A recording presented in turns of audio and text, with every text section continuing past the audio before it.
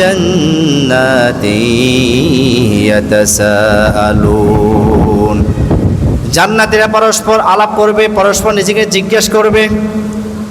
আনিল মুজরিমিন, মুজরিমদের সম্পর্কে, পাপিষ্ঠ লোক যারা নামাজ পড়তো না, পাপিষ্ঠ লোক সম্পর্কে তারা পরস্পর আলাপ করবে এবং এই লোকদেরকে জিজ্ঞাসা করবে মা সালাকাকুম ফিহি সাকার।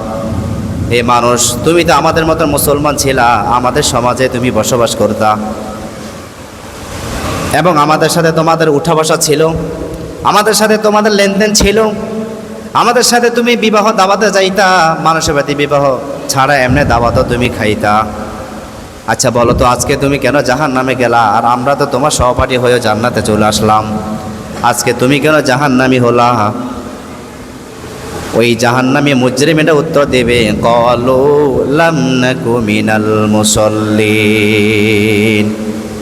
তারা উত্তর দেবে আমরা দুনিয়ার জীবনে নামাজ পড়তাম না, নামাজ না পড়ার কারণে আজকে আমরা জাহান্নামী হয়েছি।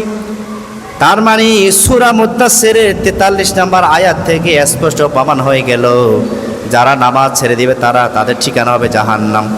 পৃথিবীর সমস্ত মানুষ মিলে যে তার পক্ষে যে স্লোগান দেয় জান্নাত জান্নাত, আল্লাহর কসম তার পক্ষে জান্নাত জুটবে না। কারণ আল্লাহ যেটা বলছেন ক্বালু লাম নাকু মিনাল মুসাল্লিন, তারা বলবে যে আমরা নামাজই ছিলাম না, নামাজ না পড়ার কারণে আজকে আমাদেরকে জাহান্নামে যেতে হয়েছে।